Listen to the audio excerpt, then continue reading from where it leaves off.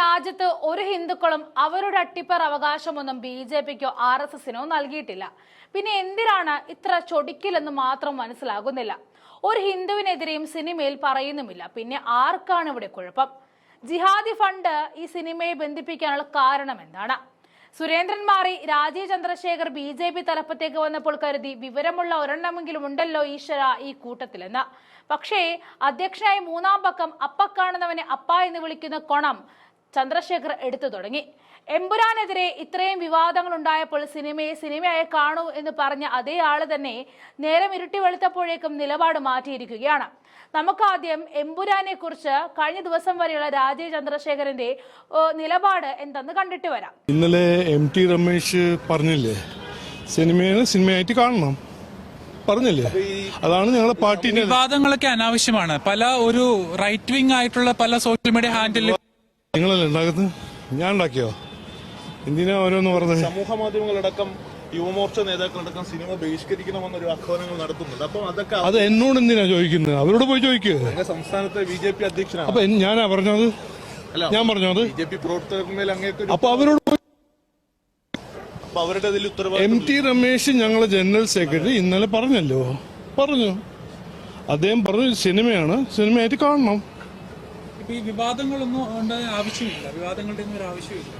അല്ല, നിങ്ങളാണോ കോമന്ററി ചെയ്യുന്നത്? എന്താണ് അതിൽ ക്വസ്റ്റ്യൻ ഉണ്ടോ ആൻസർ ഉണ്ടോ? എന്താ പറഞ്ഞത്? നിങ്ങൾ എന്താ ചെയ്യുന്നത്?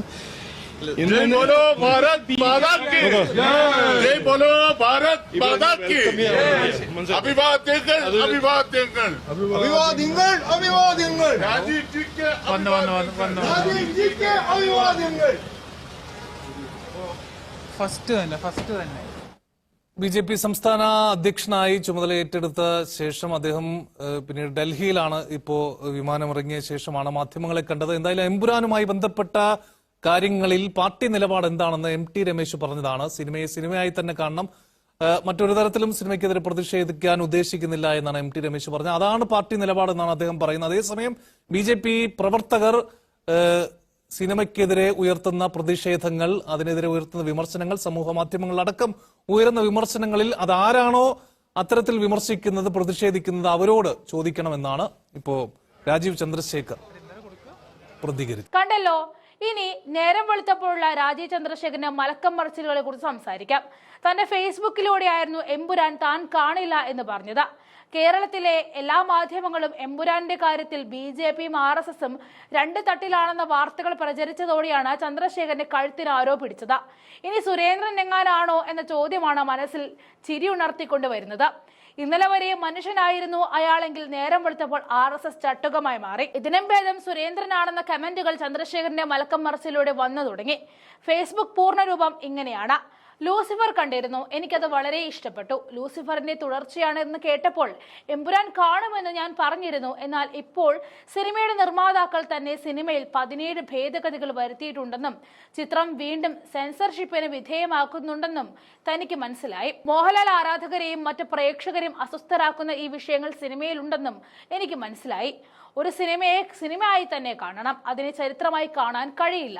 സത്യം വളച്ചൊടിച്ച് ഒരു കഥ കെട്ടിപ്പടുക്കാൻ ശ്രമിക്കുന്ന ഏതൊരു സിനിമയും പരാജയപ്പെടുക തന്നെ ചെയ്യും. അപ്പോൾ ലൂസിഫറിന്റെ ഈ തുടർച്ച ഞാൻ കാണുമോ? ഇല്ല. ഇത്തരത്തിലുള്ള സിനിമ നിർമ്മാണത്തിൽ ഞാൻ നിരാശനാണോ? അതെ എന്നുമാണ് കുറിച്ചിരിക്കുന്നത്. ഒരു മനുഷ്യനായി പറഞ്ഞ വാക്കിന് ഉറച്ചു നിൽക്കാനെങ്കിലും പഠിക്കണം. കഴിഞ്ഞ ദിവസമായിരുന്നു എമ്പുരാനെ സപ്പോർട്ട് ചെയ്തുകൊണ്ട് രാജീവ് ചന്ദ്രശേഖർ പറഞ്ഞത്. ഇന്നിപ്പോൾ നേരെ തിരിച്ചുമായി. ഇനിയിപ്പോ സാറിന്റെ അറിവിലേക്കായിട്ട് ഒരു കാര്യം കൂടി പറയാൻ, എമ്പുരാൻ പരാജയപ്പെട്ടിട്ടില്ല കേട്ടോ. ചില സംഘികളെടുത്ത ടിക്കറ്റ് ക്യാൻസൽ ചെയ്തത് ഒഴിച്ചാൽ ആ പടം ഹിറ്റ് തന്നെയാണ്. 100 കോടി ക്ലബിൽ ഇടം പിടിച്ചു കഴിഞ്ഞു. എന്തായാലും എമ്പുരാൻ അഭിനന്ദനങ്ങൾക്കൊപ്പം നന്ദിയാണ് അറിയിക്കാനുള്ളത്. ഒന്ന്, പച്ചയായ ചരിത്രത്തിന്റെ സത്യത്തെ പുറത്തു കൊണ്ടുവന്നതിലും. 2, കേരളത്തിലെ സംസ്ഥാന BJP തലവന്റെ ഓന്നിന്റെ സ്വഭാവം പുറത്തു കൊണ്ടുവരാൻ കാരണമായതിനും.